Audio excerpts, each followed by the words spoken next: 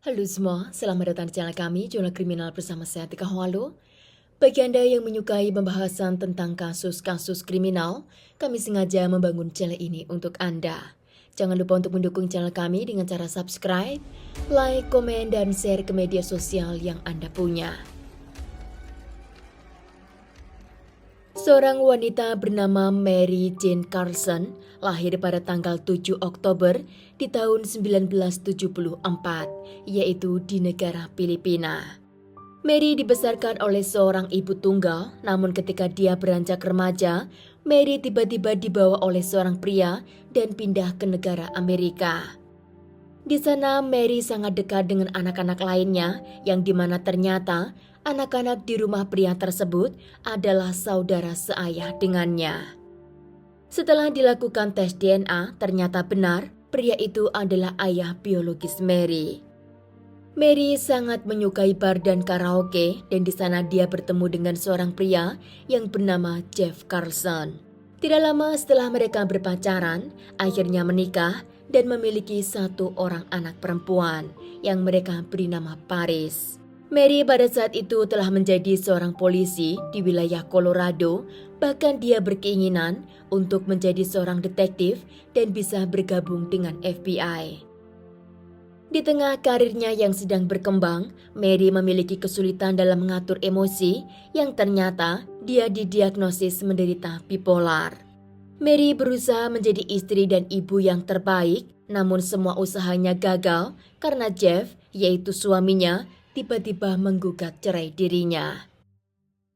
Walaupun Jeff dan Mary telah berpisah, mereka masih sangat dekat satu sama lain, bahkan Jeff sangat menyupport dengan keadaan Mary.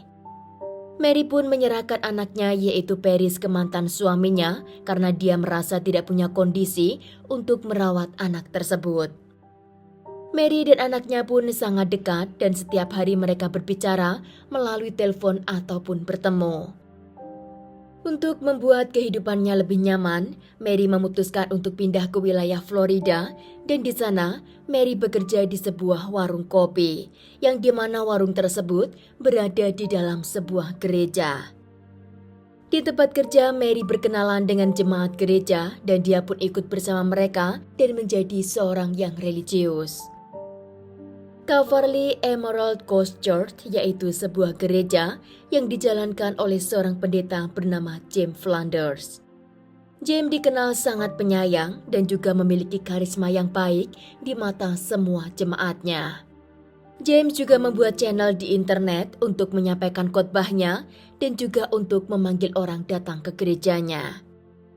Istri James yang bernama Tanya, dia juga sosok yang sangat penting dalam gereja itu karena dia juga memiliki karisma dan reputasi yang sangat baik.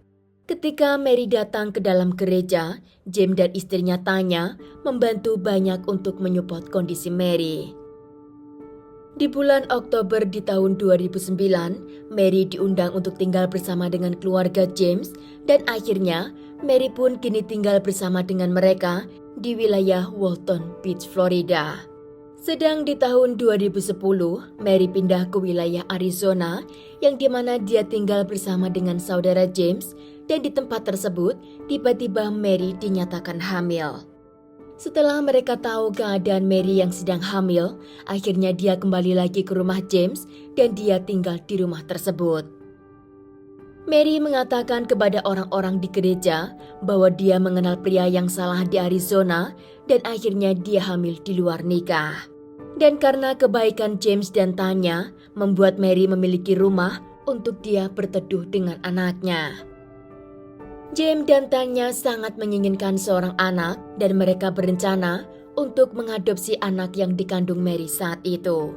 Namun anehnya, sahabat dekatannya memiliki informasi yang berbeda tentang apa yang terjadi dengan Mary. Di mana yang mereka dengar bahwa kehamilan Mary adalah sebagai ibu pengganti atau kata lainnya, dia sedang mengandung anak Tanya dan James. Tanya beberapa kali telah mengalami keguguran dan dia sangat menginginkan seorang anak. Dan karena dia tidak punya uang yang banyak untuk mencari ibu di luar, maka dia menggunakan kebaikan Mary untuk membawa janin mereka. Mary yang dikenal sebagai wanita yang sangat baik hati, dia bersedia untuk mengandung bayi mereka, maka dia harus tinggal dan mereka rawat hingga bayi itu lahir. Pada tanggal 19 Oktober di tahun 2011, Mary melahirkan seorang bayi perempuan yang mereka beri nama Grace. Namun setelah 3 bulan Mary melahirkan bayi tersebut, tiba-tiba Mary mengirim pesan kepada semua teman dekatnya bahwa dia akan pergi dan akan memulai kehidupan barunya. Tapi anehnya, pesan itu tidak dia kirim kepada mantan suaminya ataupun kepada anak kandungnya. Saudara perempuan Mary dan mantan suaminya yang bernama Jeff, mereka merasa ada sesuatu yang aneh atas kepergian Mary yang begitu mendadak dan juga tanpa alasan yang jelas. Saudara Mary yang bernama Esther menghubungi Flanders untuk menanyakan di mana keberadaan Mary, namun Flanders mengatakan bahwa Mary meninggalkan rumahnya 2 hari sebelum dia menghubunginya. Merasa curiga dengan apa yang terjadi dengan Mary, akhirnya Jeff, yaitu mantan suaminya, melaporkan hilangnya Mary ke kantor polisi, yaitu pada tanggal 24 Oktober. Polisi mengetahui bahwa Mary baru saja melahirkan seorang anak dan juga dia memiliki catatan gangguan mental, maka mereka langsung melakukan investigasi untuk mencari di mana keberadaan Mary. Pada tanggal 27 Oktober, penyidik memintai keterangan kepada keluarga Flanders tentang rumor kehamilan Mary. James dan Tanya menjelaskan bahwa Mary mengandung anak mereka, namun ternyata bukan melalui penanaman embrio, melainkan melalui jalan normal. Di mana menurut James, ketika Mary tinggal di wilayah Arizona, James dan Tanya mengunjungi Mary di tempat tersebut dan membicarakan tentang anak yang mereka harapkan. Mary setuju untuk membawa anak mereka dan akhirnya malam itu, James tidur bersama dengan Mary, namun juga disaksikan oleh Tanya. Karena James dan Tanya tidak punya alasan yang baik untuk menjelaskan kepada para jemaatnya, maka mereka menyimpan rahasia hubungan James dan Mary secara pribadi. Namun setelah Mary melahirkan bayi mereka, menurut James dan Tanya, Mary mulai berubah di mana dia tidak mau mengkonsumsi obatnya lagi dan dia sangat ingin dekat dengan bayinya. Pada tanggal 17 Oktober, menurut James, hari itu Mary sedang tidak baik secara mental, yang dimana dia berusaha membawa bayinya keluar dan akan meninggalkan rumah tersebut. Karena takut akan apa yang kemungkinan terjadi, Tanya membawa bayi itu keluar dan meninggalkan James bersama dengan Mary. Menurut James, hari itu Mary berontak dan marah kepadanya, hingga akhirnya Mary mengatakan untuk membiarkan dia sendirian di kamar. James sore harinya melakukan olahraga lari di sekitar area, dan ketika dia pulang, mobil truk milik Mary dan juga Mary sudah tidak dia temukan di dalam rumahnya. Mary membawa mobil truk berwarna putih, namun tas dan kopernya yang sudah dia siapkan, dia tinggalkan di kamar begitu saja. James mengira bahwa Mary meninggalkan rumah tersebut karena dia sudah tidak betah tinggal di sana. Maka dia pun tidak melaporkan hilangnya Mary ataupun pergi ke kantor polisi. Namun pada tanggal 21 Oktober, James mencari keberadaan Mary karena dia sangat mengkhawatirkan kondisinya. James hari itu berhasil menemukan mobil truk berwarna putih yang dikendarai oleh Mary saat dia meninggalkan rumahnya, dan mobil itu dia temukan di dekat bandara. Mobil truk berwarna putih itu James bawa pulang kembali, namun dia tidak menemukan Mary di tempat tersebut. Penyidik juga menemukan bukti kertas di mana James memasuki area parkir, yaitu pada tanggal 21 Oktober. Namun penyidik juga mendapatkan satu kertas lagi yang ternyata James juga masuk ke area parkir tersebut pada tanggal 18 Oktober. Yang dimana pada saat itu James tidak mau mengatakan kepada penyidik apa alasan dia masuk ke area parkir. Penyidik tidak menemukan tanda-tanda Mary menggunakan pesawat untuk meninggalkan Florida karena tidak ada bukti Mary membeli tiket di area tersebut. Penyidik berusaha mengecek kamera CCTV siapa yang menyetir mobil truk putih itu ke area parkir, namun sayangnya kamera di area parkir hari itu dalam kondisi rusak. Penyidik juga mencari informasi kepada para jemaat tentang di mana keberadaan Mary atau apa yang sebenarnya terjadi. Namun kebanyakan dari mereka tidak tahu pasti apa yang terjadi dengan Mary karena James dan Tanya membuat banyak cerita palsu kepada mereka tentang kehamilan Mary dan juga bayinya. Akhirnya Tanya dibawa kembali ke ruang interogasi untuk dimintai keterangan tentang apa yang sebenarnya terjadi. Kali ini Tanya mengatakan bahwa Mary bukan hanya wanita yang dia pinjam rahimnya, namun Mary adalah istri kedua James dan walaupun mereka tidak pernah menikah secara ofisial, mereka menjalin hubungan threesome. Di ruangan itu Tanya juga menjelaskan bahwa awalnya semuanya berjalan dengan baik, namun setelah bayinya Grace lahir, Mary menginginkan bayi itu hanya untuk dirinya sendiri dan Mary akan sangat marah jika Tanya memegang bayi tersebut. Penyidik menduga bahwa Mary telah memberikan anak kepada James dan Tanya kemungkinan dia sangat ketakutan jika suaminya akan meninggalkan dirinya dan akan mengambil bayi Grace dari tangannya. Maka kemungkinan besar Tanya ada di balik hilangnya Mary.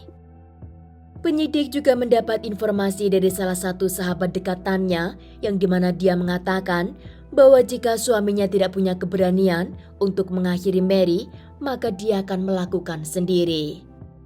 Penyidik kini tahu motif hilangnya Mary dan penyidik membutuhkan bukti di mana jasad Mary mereka sembunyikan. 2 bulan penyidik melakukan investigasi, mereka menemukan data yang sangat mengejutkan, yaitu dari handphone milik Mary, James, dan juga handphone milik Tanya.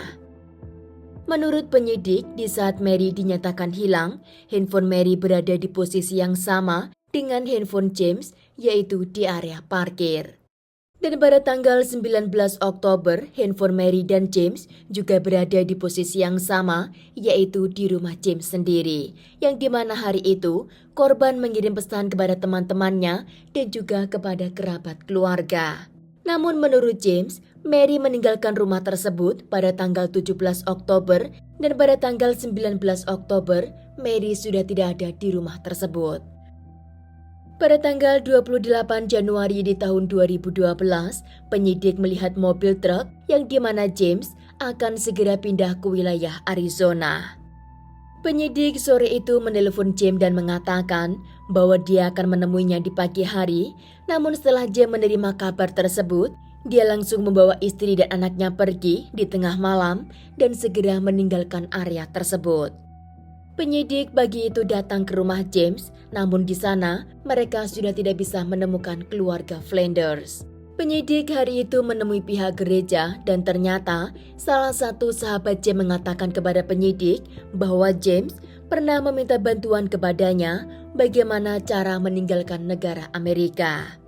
Bahkan sebelum James meninggalkan gereja, dia mengatakan kepada jemaatnya bahwa dia memiliki 2 istri, yaitu Tanya dan Mary. James juga mengatakan bahwa sebelum Mary meninggalkan rumahnya, Tanya dan Mary mereka sempat beradu fisik karena mereka sedang berebut bayi Grace. Penyidik juga mendapat informasi lagi bahwa James telah membunuh Mary dan jasad korban dia kubur di halaman belakang rumahnya.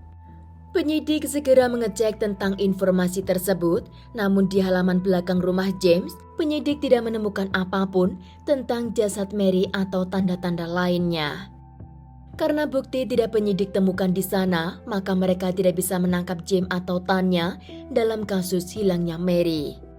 Kasus hilangnya Mary pun akhirnya beku selama 3 tahun karena penyidik tidak menemukan bukti apapun tentang keterlibatan keluarga Flanders atas kasus hilangnya Mary. 3 tahun setelah kepergian Mary, pihak penyidik menemukan bukti lain yaitu di laptop Mary, di mana di sana terdapat banyak video dan SMS porno antara James dan juga Mary. Dari pesan terakhir yang dikirim James kepada Mary, yaitu pada tanggal 17 Oktober, di mana pada tanggal itu Mary dinyatakan hilang dari rumah James. Begitu juga dengan kartu kredit Mary, juga berhenti pada tanggal yang sama, yang itu semua mengindikasikan bahwa Mary telah terbunuh dan dia tidak melarikan diri dari rumah tersebut.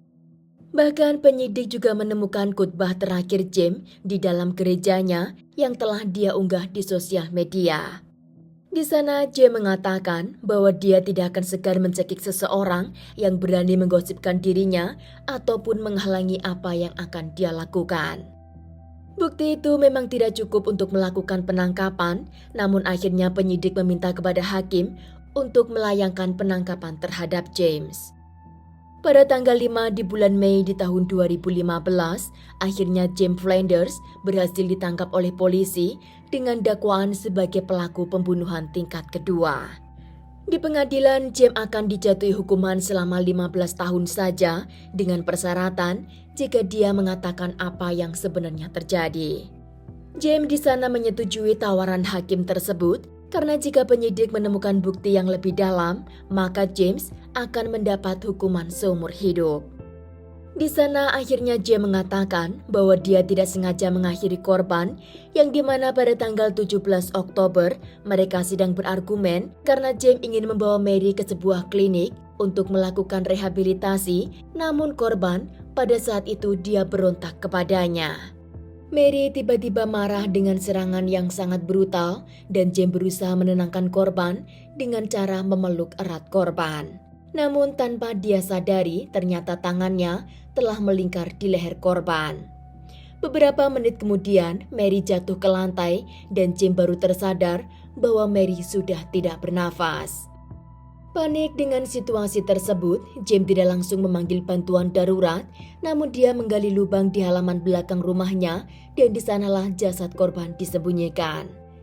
James menunjukkan di mana dia mengubur korban dan ternyata benar setelah dilakukan penggalian, jasad korban akhirnya ditemukan. James menggali lubang di halaman belakang rumahnya dinyatakan sangat dalam. Oleh sebab itu ketika penyidik mencoba mengecek dengan radar juga anjing pelacak, mereka tidak dapat mendeteksi keberadaan jasad korban. Sedangkannya dalam kasus pembunuhan korban masih dinyatakan bebas karena penyidik tidak mendapat bukti atas keterlibatannya dalam kasus kematian korban. Sekian kasus hari ini, jangan lupa tinggalkan like dan komen. Jika Anda tidak keberatan, klik tombol subscribe untuk mendukung channel kami. Terima kasih saya ucapkan kepada Anda para subscribers. Sekian, sampai jumpa di kasus berikutnya.